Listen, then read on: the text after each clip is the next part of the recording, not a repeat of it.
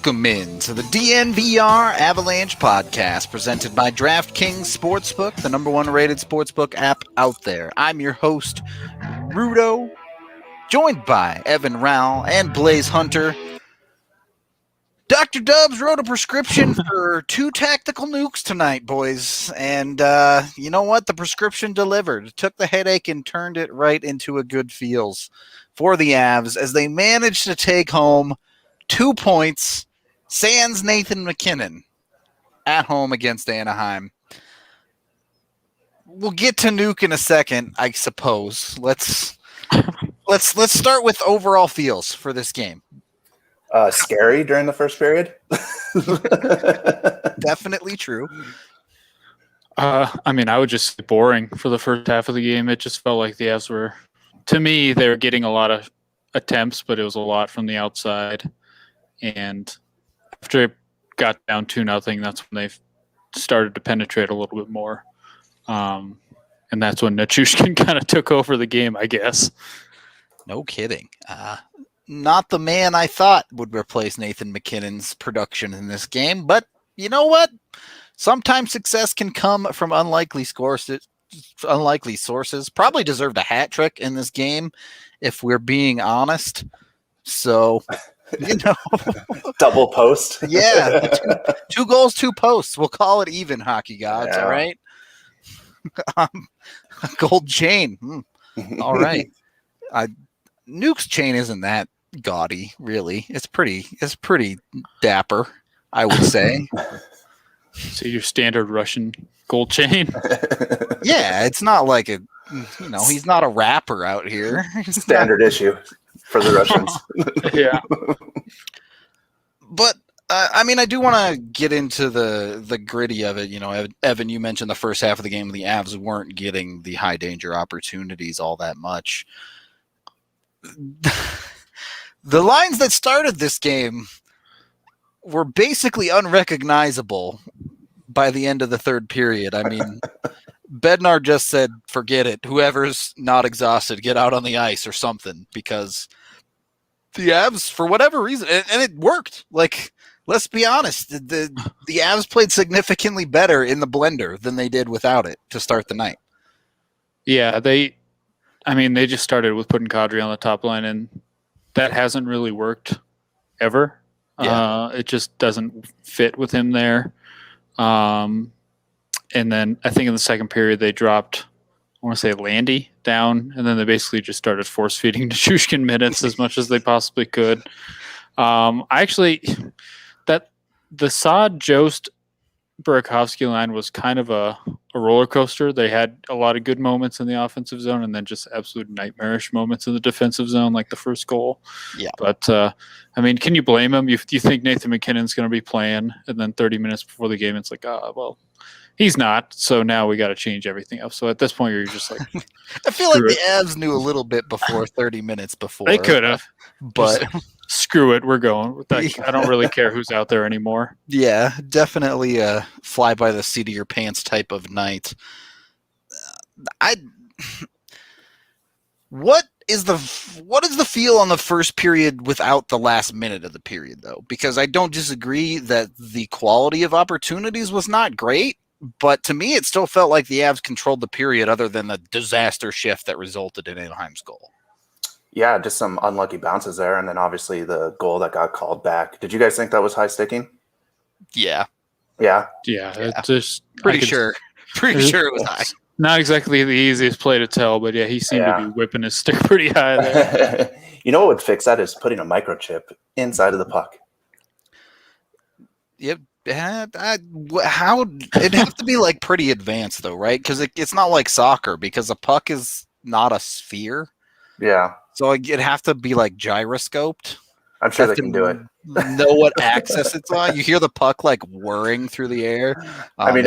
If they had a 90s version where there was a blue streak and a red streak after it, I'm sure. Yeah, I guess 2021 we should be able to see how far off the ice the puck has traveled. I mean, I'm pretty sure Mikko's head would be over the crossbar if he was kneeling, and Kadri's stick was about in line with Mikko's head. So Kadri almost did the double where he almost scored and almost killed Mikko at the same time. You're pretty close to whacking him right in the head. That was dangerous. I mean, that would have been an awesome goal if it actually had counted. Yeah. First off, I'm a homer, so like everything's like that's going the Avs direction. I mean, I feel like the refs got lucky on that one because they were not counting it as a goal. Like they made the distinction at the end. It was like, so the puck totally did cross the line, but it was a high stick, so we were right. Haha. He was like caught on camera saying it's in, but yeah, we got to go upstairs. It doesn't count right now. It's like, what? Okay. So you saw it go in, but you didn't really say anything about it. All right. Yeah. Well, whatever. They got, I guess, bailed out by that. But yeah, if that goal in the final, 30 seconds of the period wouldn't have happened, it would have been a completely fine first period when you're missing your two most dynamic players. It's just that goal happened and it stinks, but they played fine. It's just these games are generally going to be relatively boring without those guys, and they kind of have to generate offense a different way. Yeah. I mean, that was a horrible Sweekums at the end there. Yeah. Definitely. That last minute was just, I mean, Jost fails to get a puck out of the zone that should be out every single time. Ryan Graves gets another clear attempt at it and an extremely weak backhand around the boards right to a Duck. And then the Avs defense, the Avs had 6 goalies on the ice at that point, basically. Yeah. There were all 5 Avs were within 2 feet of their own crease, and they failed to stop the pass from getting through. And, I mean, what do you do at that point? Yeah. Yeah, that was pizza delivery of the game right there. It's funny that Jost that was an easy clear, and then late in the game he has one eye, he can't see out of it, and he still manages to power through. He's like, I'm not doing it again. But I mean, Graves was just a nightmare with the puck all night long. It's been a running theme, but yeah, the weak chip up the boards there. And does that count? That's a little wordy for a nickname, right? The unlikely source is Val Nichushkin's nickname. Yeah, it doesn't roll off the tongue. We can make a shirt, but I'll have to wrap around to the back. Yeah. Hockey nicknames are not that. The unlikely source, and it's just a picture of a puck hitting Val in the visor. Yeah. Line tracker. I didn't even really see the replay of the overtime goal. Did he actually tap it again with his forehand, or did it just roll off his stick into the net like his goal, like some of his goals just happened to do? I mean, I don't know if he really got a lot on it, but that's what he was trying to do. He was trying to get around the outside pad, and he managed to. So I just feel like when he goes to the net like that, a lot of goalies are like, "Holy crap! There's a huge man coming at me." To run me over. So even if he doesn't get the puck, it can still go through because they're just trying to get out of the way, and maybe a hole opens up in between their legs.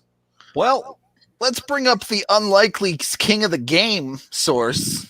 On that note, of course, it's Val Nichushkin. 2 goals, game-winning goal, 7 shots on goal, 2 posts. The man was a monster. And look, honorable mention to Jared Bednar in this king of the game. As Evan mentioned, Val Nichushkin ended up playing 15 minutes tonight, including getting shifts in overtime. So Bednar said, you know what? This dude's feeling it. Just play him. Just play him, man. Crazy.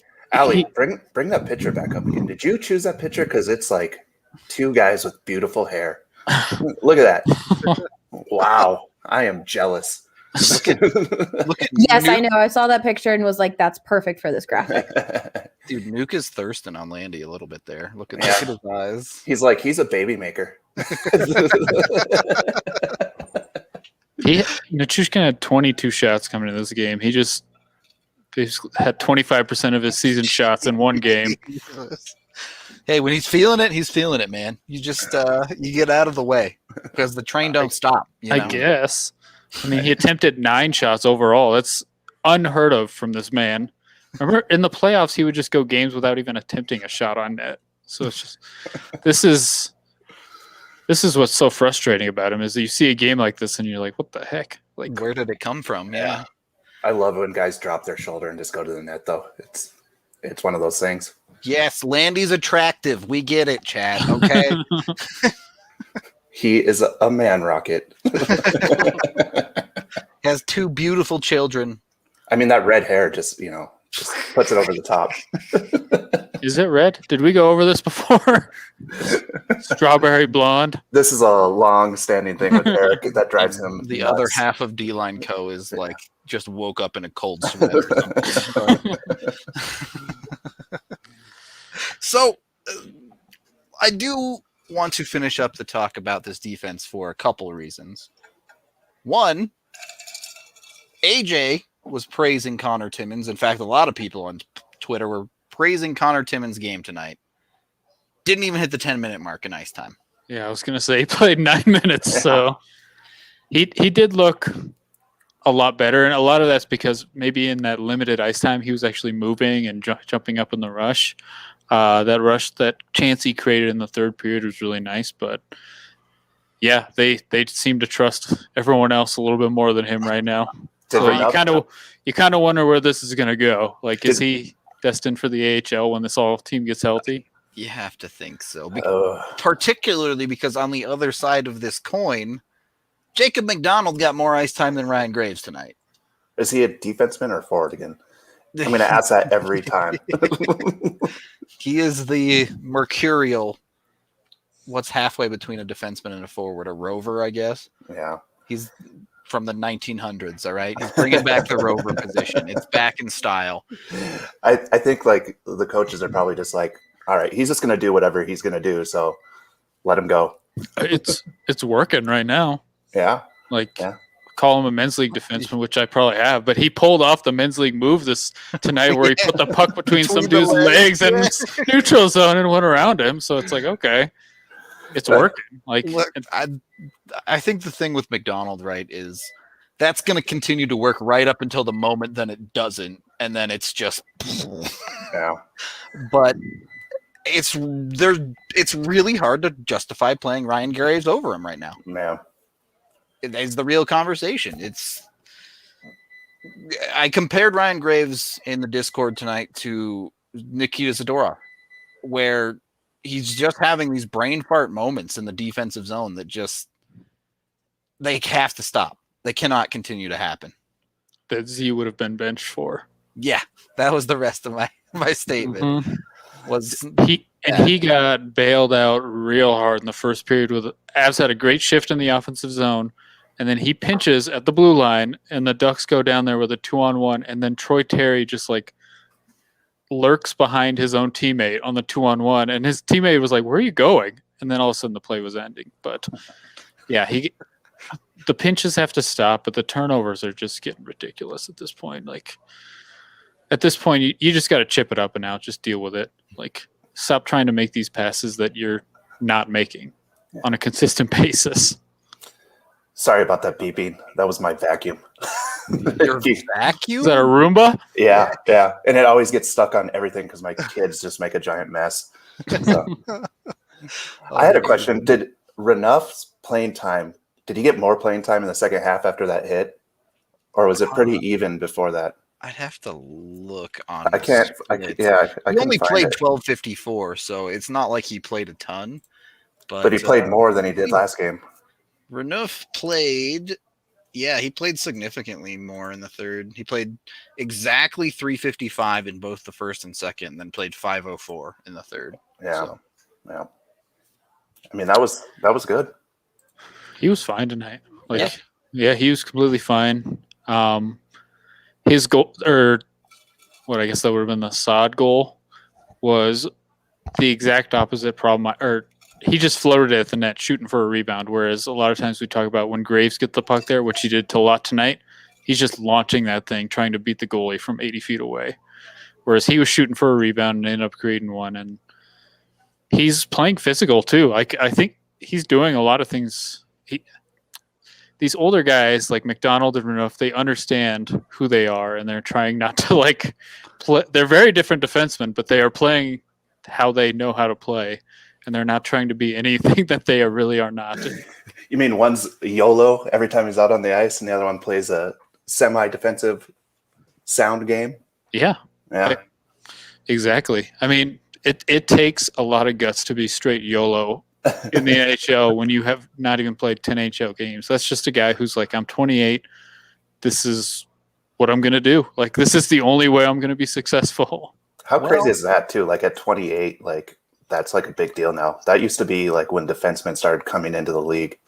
Now you're just like an old man, like, oh, well, he's going to get a few games here and there, and then back to the AHL. You take the paycheck and go. Yeah, for sure. Get what you can, right? Yeah. So whether you play a YOLO or more defensively sound game in the bedroom, Manscaped can help you up your game on any given night. Head on over to manscaped.com and use code DNVR to get 20% off your purchase. You can get the perfect package So bad. 3.0. I would say I hope you're not in the bedroom just yelling YOLO. you need Manscaped if you're going YOLO in the bedroom. You definitely need Manscaped. If you're going, You need a YOLO lot in the if you're going YOLO in the bedroom. you're gonna want to get the deodorant. You're gonna want to get the toner. Definitely get the bushwhacker. All right, that's all I'm saying. Jump on it. Go over there. Manscaped has a product for everyone. Highly recommend everything they got. You know, get yourself looking less Nichushkin, more Landeskog. That's all I'm saying. That's all I am saying. Second period of the DNVR Avalanche podcast. Is this like the children playing when Dad's gone? AJ's gone and it's just going off the rails already. He's gonna come in and just. That wasn't even one of my worst. Yeah, I mean, way worse. Honest. I think AJ got all of his laughs out this afternoon with you guys. Yeah, that was an adventure. My friend just sent me a stat that Dan Renouf passed Patrick Waugh in franchise shots on goal tonight. So there you go.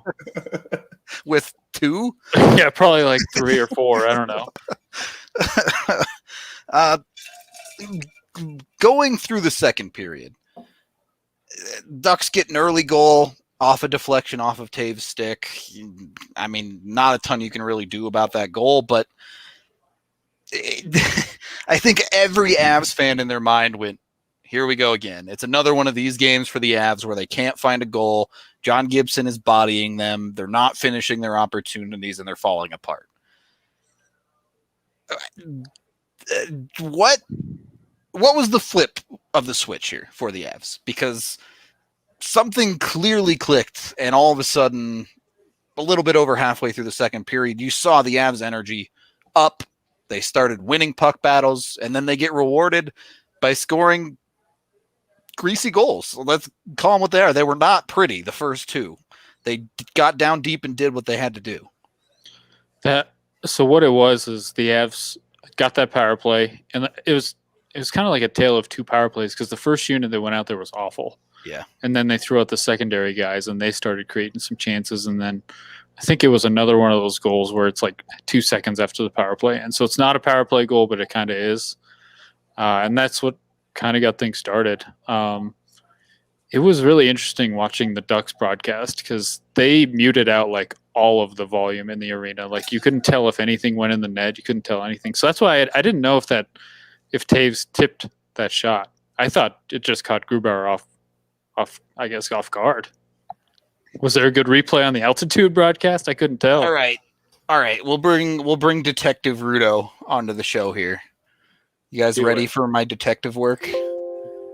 Yeah, it did. It definitely did hit Taves' stick. I have to find it here, but I can confirm to you that it did hit it. I just have to figure out where the goal is. Is this it? Yeah, here we go. All right. So let me bring it on the screen. This is the exact type of deflating goal I would have expected them not to come back from. So this is a big surprise of a game for me. All right. So we have the play here. Just going to have to bear with me a little bit. I'm going to fast forward. He's getting ready to shoot here. And what I want you to watch is the puck. Keep watching the puck. It comes off of his stick, and it's level. This angle's not great. It's level and flat, and then it clearly hits Taves' stick. Did it hit Taves' stick, or did it hit the guy back checking? No, it didn't hit Joe's. It hit Taves'. You can't see it hit the stick, but I can do my detective work here. All right. He's going to fire this puck, and you're going to see it come up and through. Puck right there. All right. It's level. It's flat. It's spinning on its axis like a normal puck would as I it's can't moving see the forward. puck at all. Oh, God. The DNVR post. Yeah. Take off the logo. Take off the logo. Move your screen. No, you can't. All right. Oh, there we you go. Look at There that. you go. All right. You see that puck right there? You see it? It's going flat. There's no oscillation in it outside of like a normal puck shot that you would see spinning off of a stick. It goes behind Silfverberg's body and comes out, and now the puck is tumbling. So it clearly had to hit something in the air. Must have been Taves' stick. All right. Scienced. Hit Taves' stick. Unfortunate. Also, you wouldn't expect Grubauer to get beat that badly on a shot like that if it weren't for a deflection. Mm-hmm. So Enhance. The old butterfly into the net. I do think it helped that they were playing a team that hadn't won in several weeks. So they probably didn't really know how to close out a game right now, didn't have a ton of confidence. So it really only took one goal for the Avs to get back in there. Yeah. Definitely true. A lot of nights have felt like that for the Avs, right? Once they get one, it feels like they all take a breath. They all remember that they're actually pretty good at this thing called hockey, and they start pouring in a couple more. I can't really explain it. Is there a science behind that? Are either of you, did you take psychology 101 in college? Way back when you two were in college? I don't know. Yeah. Have it then. I did many years ago, but yeah, the Ducks had the Avs, I guess, where you want them, and you have a goalie like Gibson, but they just didn't seem like a very confident team that knew how to kind of close things out. And they didn't really create a ton the rest of that second period. The Avs kind of took over from there. So if you just, even the Avs are talented enough, even without MacKinnon and Makar, that against a team like that, it's still not going to take much for them to kind of come back and get some chances. And that's all they needed was one. And then the game kind of turned from there. Yeah. I mean, teams like, when you get a goal called back like that, right? Sometimes it just deflates the team. And then also that late period goal can just destroy a team. And it looks like they just went into the locker room and talked about it and came out back on fire, knowing that they're playing against a team that's having a hard time scoring and winning games. I think they just, kept to the game plan because they were getting scoring chances and then drove the net a little bit more. A lot of the shots in the first period were from, top of the circles with nobody crashing the net. Yeah. Quality of opportunities certainly matters for the Avs. Yeah. This game got weird in the third period, I guess. Let's talk about it this way. How much of a factor is puck luck in a game like this? Because yes, the Nichushkin double post happened. Yes, the bad bounce from Taves on the second goal happened, but Avs have no one to blame on the first goal they gave up. Avs have no one to blame for their shot selection. Jonas Donskoy had a puck sitting 2 feet from the goal line that he just couldn't outmuscle a guy to get across it to win the game in regulation for the Avs. And I know all the hockey players will say, oh, luck doesn't matter. It's on us. But I struggle. I go back and forth with it. Where do you guys stand? I mean, everything that happened tonight, that's just hockey. Like, you're going to hit some posts. The Ducks hit the post in the first period, too. It's going to happen. The Donskoy, I actually thought that was an awesome defensive play. Like, that guy realized Donskoy was going to tap that puck, and he got his stick on it just in time. So that's going to happen. It's just, the bounces go the way of both teams each game, and luckily the Avs were able to stick with it because they were doing enough things right and just change things up from less perimeter. And you posted the the shot chart in the second period where the heat map started to look a lot better for the Avs, where they're getting more shots from the slot towards the second half of the second period, and that's what they weren't getting in the first period, in the first 10 minutes of the second period. So something happened in there, but the Avs just kind of stuck with their game plan. And, for the first time in, I don't even know how long they actually came back and won a game with Bednar as the coach. It just doesn't happen very often. Yeah, it really doesn't. Bad news coming from the post-game presser, AJ Haefele in it. Jared Bednar says he's not sure exactly what Nathan MacKinnon missing tonight's game means immediately, but is assuming he will miss a few games. So definitely not a precautionary thing. Seems like some sort of concussion system's probably cropped up on MacKinnon after morning skate today. That's bad. Yeah. There's only like one thing you can really think of. If he took morning skate, that he just probably came to the trainer and said, "Hey, I'm not feeling 100%." Yep. And you know exactly what we're probably thinking about, and that's what stinks. Is this was, I don't know. It's really unfortunate, and now we're dealing with this now. So you'll see if they make any sort of moves. I guess they'll probably just stick with the same lineup, but the Avs aren't even carrying any extra players right now, are they? Like Sherwood came in. I don't think they have any other defensemen on the taxi squad. Yeah, I mean, it's a weird spot, right?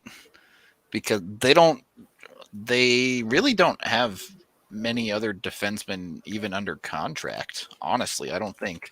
Let me pull up their cap friendly page They have Burrows. That's right. They have about Burrows, and I think that legitimately might be it for their NHL contracted defenseman right now. So it's pretty thin. It's pretty thin right now on the defense. We know Makar not expected to be ready this weekend or Monday.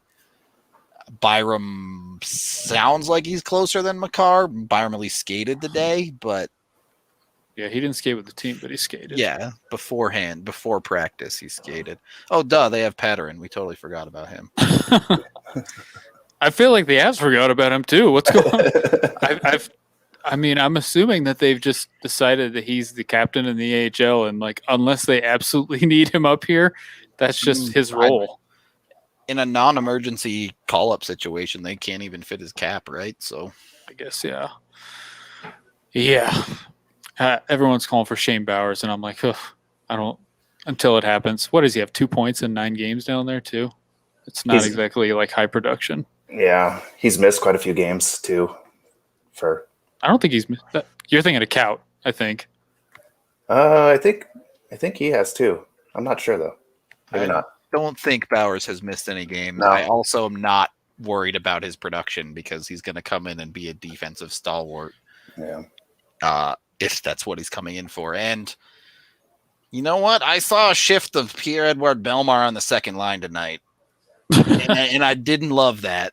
So that was kind of like the other night when they put him out there at the end of the period and he gets the puck in the slot and launches it 10 feet over the net. I mean, this was right after the most comical play of the season where McDonald off a faceoff runs into Landeskog, and then Landeskog falls over and high sticks Jost in the face. Yeah. So you have this scary moment of like, oh, is Bellemare just the Avs 2C now? And I sure hope that's not the case. We'll leave it at that. Anyway, Avs come back. Val Nichushkin is the man of the hour in overtime. I've talked to AJ about this before, but I'm curious your two thoughts on, does 3-on-3 overtime kind of suck now? I've said it for a long time now. It sucks because coaches got involved. Like that's all that happened. It's just nothing happens until they feel like they finally get a rush. They'll just skate it back. They'll regroup, skate around in the zone until they feel like they've got a decent chance. But yeah, it sucks now. Like this happens to everything in the NHL. Once coaches figure it out, the fun gets sucked out of it. I think it'd be funner if the Avs were better at it. Now 8 for their last 20, or 8-20 in their last 28. Getting better. It was brutal there for a while. Baby steps, I guess. Yeah. Yeah, it's I don't know. Who was on the? Was it Taves that hit Nichushkin? He's kind of been a slower, a difference maker there on 3-on-3 this year. So Taves and Saad were the assists. So. Saad had 3 points. So yeah, I'm not wearing a Jets hat. Who's saying I'm wearing a Jets hat? This is not a Winnipeg Jets hat, just for the record. But no, coaches sucked the fun out of it. It happened. And unfortunately, the problem is the Avs' best forwards are, you look at Mikko Ren, doesn't matter if the coaches suck the fun out of it or not. He's not good at 3-on-3. Nope. Like, he's never been good at it. So you're not going to be good if your best players aren't good at 3-on-3. Yeah. Tonight, especially, like in theory, MacKinnon and Makar should be world beaters at 3-on-3. But when those two aren't in the lineup, you're looking down your options as the Avs in 3-on-3 and are like, don't love a lot of these. And Gerard historically has not been great 3-on-3 either, to be honest. So yeah, he hasn't. You're right. Would you think he would just dominate it, just with the moves that he has? Oh man, the Ducks broadcast was just talking all about how you can physically dominate Gerard, and it's like, sure, if you can catch him. If you can catch him, good luck.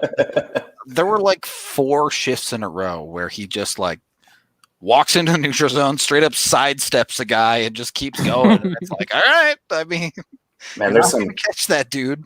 The defense, the edge work that they have is just unreal. Yep. I mean, Gerard definitely maybe second best on his edges.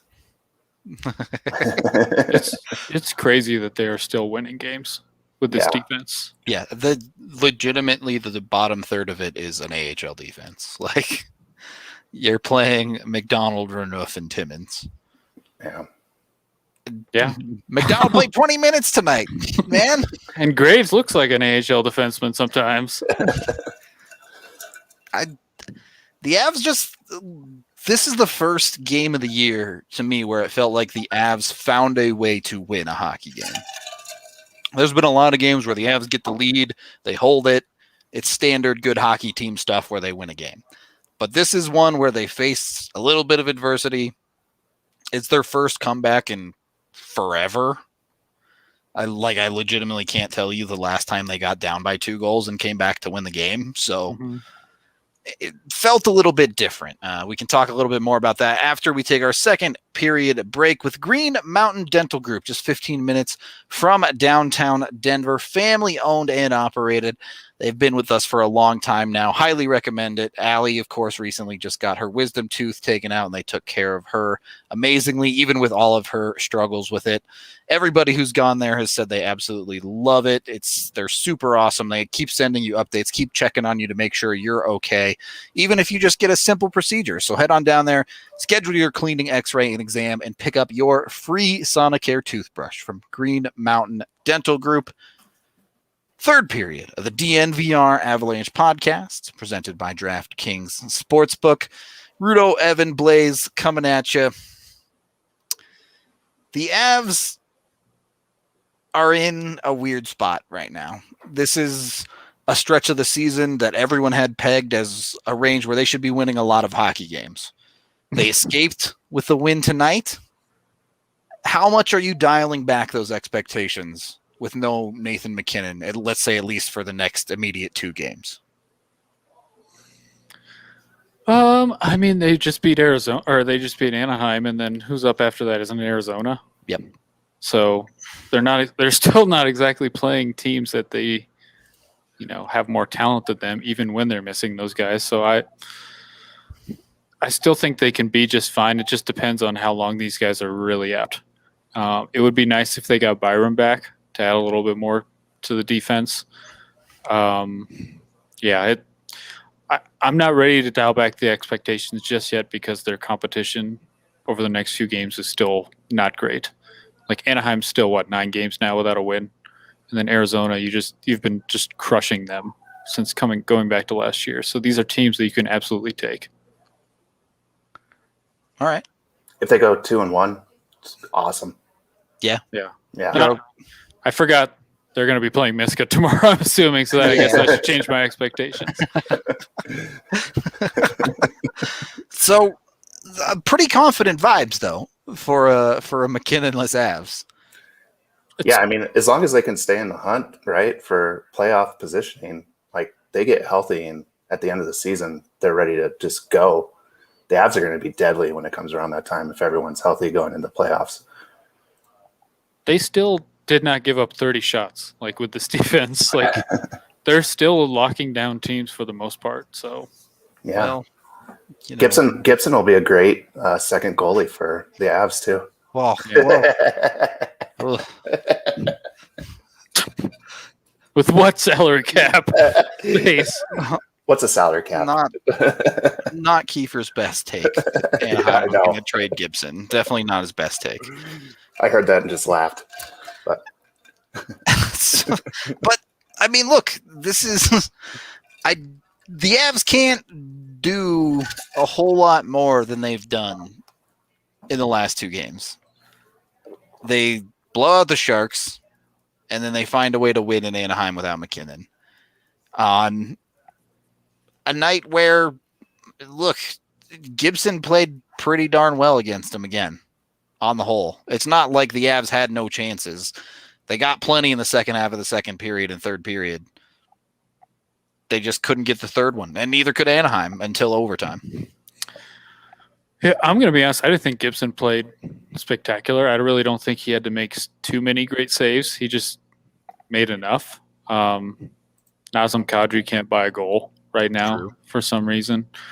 But, even Landeskog late, he almost snuck it by him, and that would have been a weak goal. Almost, but didn't. Yeah. Landeskog was a total zombie all game long. You could tell he was. Yeah, that dude has not slept. Under normal circumstances, he probably shouldn't have been playing, but I don't know if they don't have any other choice. But yeah, I didn't think Gibson was that great. I guess, is Ryan Miller still their backup? Is that who we might see tomorrow? Last time they just played Gibson on both, didn't they? So yeah, I guess they could. Although another loss or two, and Anaheim's pretty well out of it at that point, I think. So, yeah. What do you guys think of Zegras? Oh, dude is all flash, but no, I don't know. There's something. He's the one who made the mistake in the neutral zone that led to that penalty. Yep. To them getting that first goal, and even the Ducks announcers were like, "This is it. This is what he can't do." Because he went to the bench, and I don't think he played much the rest of the period. So, yeah, I didn't think he was that great tonight. But I mean, he's still a young kid, right? So his body will probably fill out. But the moment for me is he went into the corner with Taves, and he tried all the fancy handwork, and Taves was just like, "I'm just gonna knock you off the puck, bro. See ya." So we'll see. Obviously, the hands are ridiculous on that kid, but he's got to find space at the NHL level. Is that it then? The Ducks are bad, and the Avs should beat them pretty much regardless of personnel? Yeah, that didn't look like a good team on the other end. Yeah. Cam Fowler's played 700 games. That just I felt so old hearing that. Is it really 700? That's what they said. He was, what was he, 2010 draft? Good Lord. Man, that's wild. Yeah, it's just not a good team. The Avs, without their two best players, probably still have the best players in this series up front and on the defense. So, yeah, you should still beat this team. Next question. They won without Mikko doing anything. The other thing I could say to this is if the puck bounces just a little bit differently, that's a totally different game. That's a blowout by the Avs. On the one hand, I agree with you. On the other hand, I feel like we've said that for 7 games this year for the Avs, and it's never been the actual case where it becomes a blowout. Go ahead.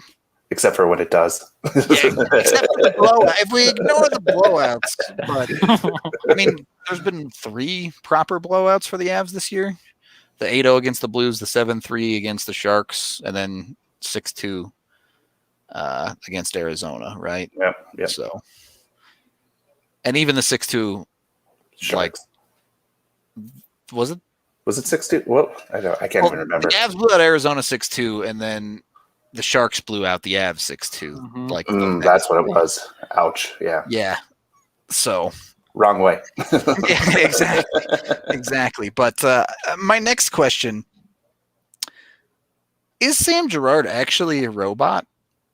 And I didn't. Maybe you guys know something I don't. But right before puck drop tonight, Sam Girard has an inhaler out that he takes a big swig out of. What do you call doing Inhaler? I wanted to, an inhaler. What is using inhaler? What is the verb for using an inhaler? I want to say he like took a toke off the inhaler, but there's no way that's right. Had a hit off the inhaler. But That's probably right. But the dude takes it, and then he goes out and plays almost 29 minutes tonight, like an absolute champ. Does he have asthma? I don't know. That's what I'm asking. Like I'd never seen him use an inhaler before, so I was just curious. Yeah, he might have sports-related asthma. Yeah, I have an inhaler that I take before the games. He must have it pretty well under control if he's playing 29 minutes. That's all I'm saying. Yeah. So get that inhaler tested for some drugs. Steroids. The cameras were catching some good stuff when Kadri was yelling at the refs at the end of the game, and Bednar just grabbed his head and was like, "No, stop, just shut up." That was great. That was Ducks feet only. So I don't know. He's probably still complaining about the goal being called back. Yeah. I guess I don't look at the bench before games. I see the people. I've taken plenty of hits of the salt up your nose before games, and that hits you so hard. Yeah, that stuff is awful. I've never paid attention to the other stuff, like if someone's taken a hit from an inhaler before the game. So maybe this is something he always does. I don't know. Just a curiosity I saw. Wasn't sure about it, so. It works, obviously. Yeah, clear. 3 minutes into the game, he saves a goal. So doing pretty okay is Sammy on that one. I guess that's my question, though. Both Sammy and Taves played 28 minutes tonight. Is that sustainable? There's no way that's sustainable, right? Like, they need help. Yeah, they need someone to come back. This coaching staff, this is what they're going to do. Like, there's nothing that's going to change, so they're just going to throw these guys out there. It's a little worrisome on the first half of a back-to-back, but as we've discussed before, I think Taves is pretty good at conserving his energy. It's more Gerard I'm a little more concerned with just because he skates so much. Yeah, and injuries. Yeah. Just from that much ice time. It's brutal. Yeah. I'm more worried about these just one of them's going to walk into the rink tomorrow and say, I'm not good. Because that's what's been happening. Every single game. The last 3 injuries was like, Carr showed up to morning skate, and now he's out with an upper body injury. Yep. Last three, it's like, same lineup as the night before. Nope. Byram walked into morning skate, told the trainers he wasn't good. They're going to have to shut down the locker room boxing that they're doing. Today's was the craziest one because after the morning skate presser, Bednar was like, "Yep, same lineup. MacKinnon's good to go." Nope. Yeah. I don't know. I don't know how the injuries keep happening.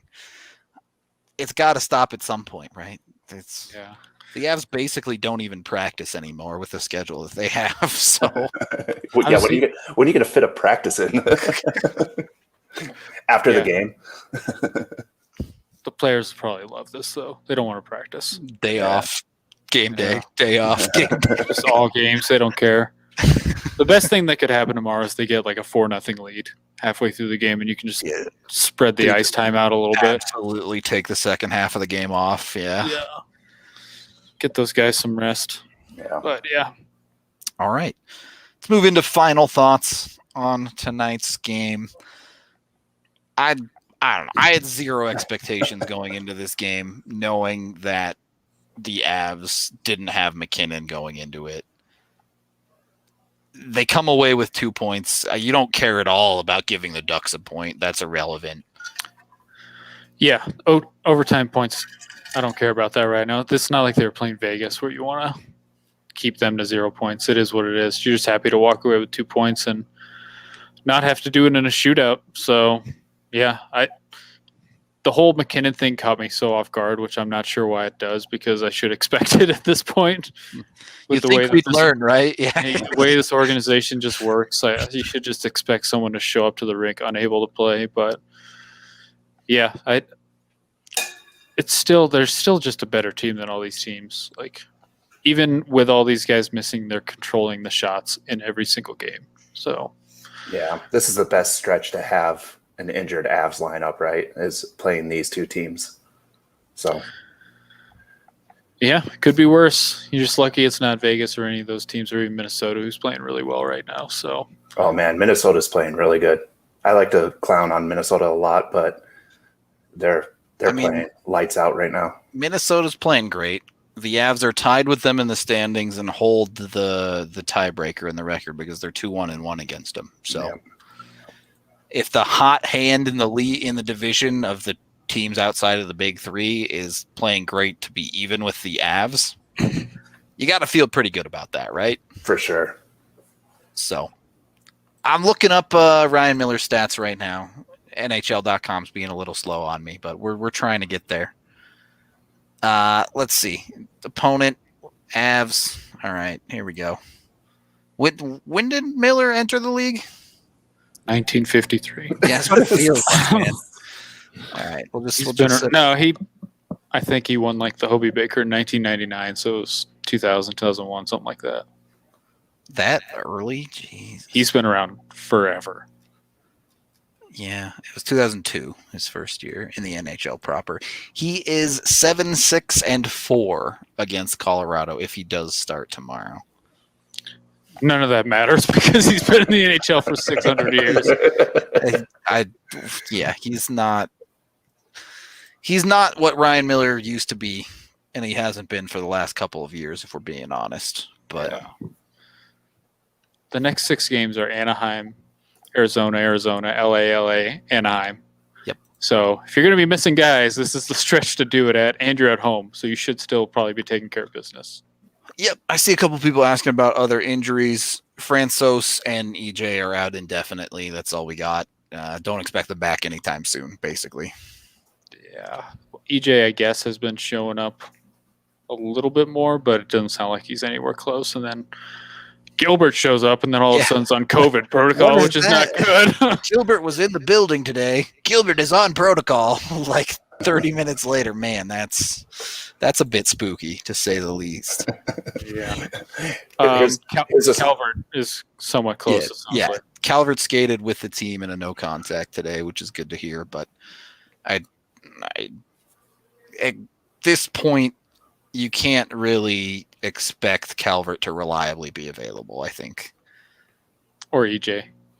EJ I have too. No True. expectations for him at this point. So stinks because he would round it out a healthy blue line, which seems like this team will never have in their life again. But yeah, it's injuries. Really, the only ones to watch are, I guess, Byram is probably the closest one. Byram and Calvert, and then Makar. We were promised a timeline on Makar and did not get it.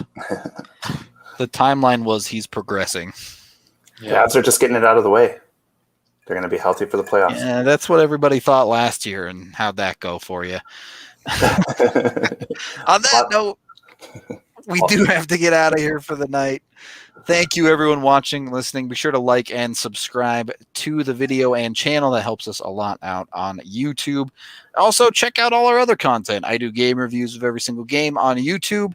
Evan, AJ, they have their written pieces. Of course, if you really love us, Blais makes awesome shirts, which you should go buy for the Avs and all the other sports teams in Denver. Check that out at DNVRLocker.com. Can also listen to this on a podcast if you can't catch us after the game. I know the Avs have been playing some games very late recently.